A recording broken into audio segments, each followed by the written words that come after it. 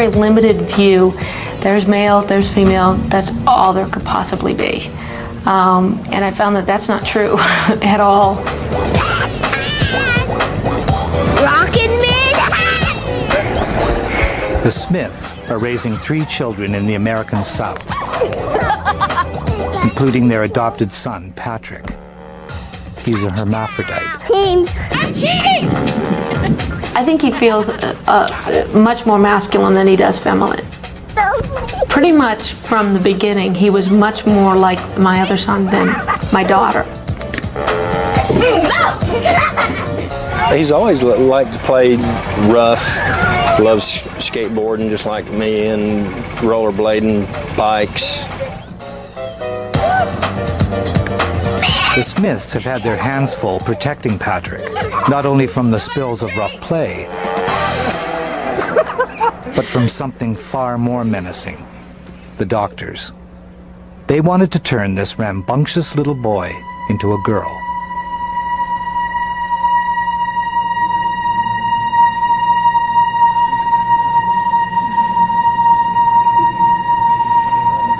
There was no happy announcement of "it's a boy" when Patrick came into the world.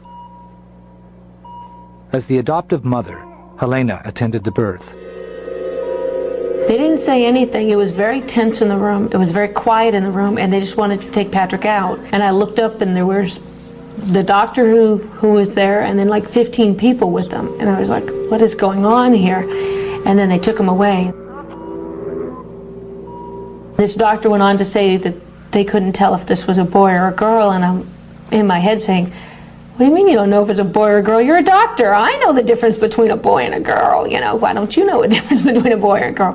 Then he went on to say that that he wasn't formed perfectly, and that there was a question, and that they needed to do some tests. Patrick had a tiny penis and a single testicle. Internally, he had an ovary and a fallopian tube. The medical staff wouldn't tell Helena where they had taken Patrick. She frantically searched the hospital and found him, even though he was healthy, in the intensive care unit. When they saw me looking at him and looking through the window, they drew the curtains and they took him into a back room. And they said, no, you can't see him. The doctors are with him, and you're going to have to wait. That's when I first got the idea that there was something really wrong, and that he was much more sick than they were trying to let me know. Helena feared the worst, that her baby was going to die. She finally got to see him after 2 agonizing days. So took off his diaper, and to me I was looking saying, this is a boy, he's got things I don't have, and clearly, you know, if you have a penis and a testicle, you're a boy.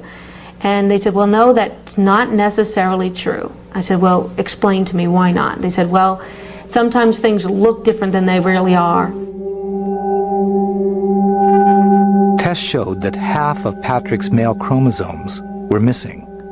The doctor wanted to surgically turn him into a girl.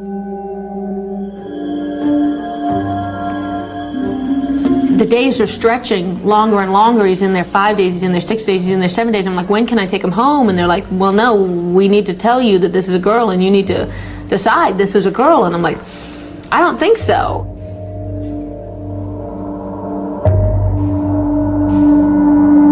Helena says the doctor and his team of medical consultants tried a new approach with her. Although they told me that because of him missing a chromosome, he was going to be short and he was going to be retarded, and that I wouldn't want to adopt him. And I was like, yes, I do. I love him. I want to take him home. I don't care what your problem is. You know, he's mine, and I'm taking him home. Helena's stubbornness paid off. After 11 days, Patrick left the hospital intact. We took him home in a tux. I got so mad at them, I put him in a tux and I took him home with a little bow tie on him because I wanted to, you know, tell him, so there.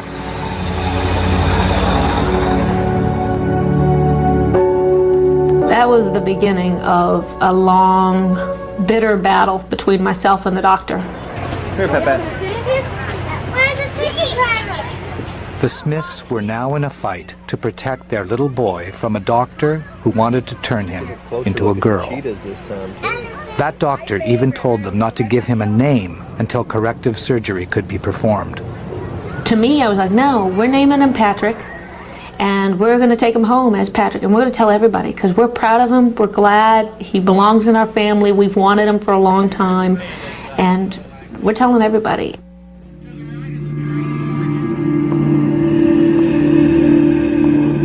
The doctor wasn't finished. He told the Smiths Patrick's single testicle might become cancerous and should be removed. And he kept insisting, I want to take it out. And I said, I'm not letting you take it out. And he said, well, can I do a biopsy then? I said, well, I don't have a problem with you taking a couple of little samples, and that's it. So we went to the surgery, and I thought, okay, that's all they're going to do. And the doctor came out, and he told us that he had to remove it because it was malignant. Patrick's testicle was gone. He'd been castrated. Helena demanded the pathology report. The doctor reluctantly turned it over, only after she refused to leave his office without it. On the very first page, a stunning revelation. The first line of it was that it was a normal, healthy testicle tissue. And I'm like, that's not cancer. This doesn't make sense. How can they do this? How can they remove an organ, first of all, without consent? Because I got the consent form, and sure enough, it only said biopsy. He didn't have permission to remove it. And the fact that it was healthy, and that Patrick was in no imminent danger. And I'm reading all these reports going, why is this going on? Why did this guy do this to Patrick? Uh-huh. Who's the one? The Smiths are suing. But that cannot change what happened to Patrick. He is now a eunuch. Prior to these surgeries, he clearly had a penis and a testicle and looked that way. Now he just has a mass of skin that covers up a very tiny penis that you can't see. The surgery took away Patrick's natural ability to produce testosterone. I'm gonna ask her.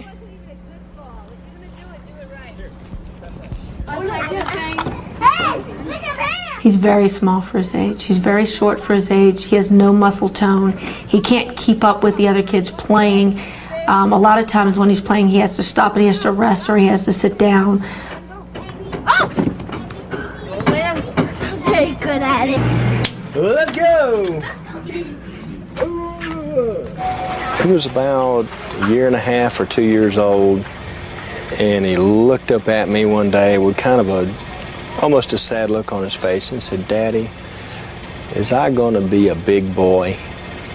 And it just kind of like tugs at your heart a little bit, and what he's had to go through, I just looked at him and said, yes, you will be. For now, Patrick is taking growth hormones.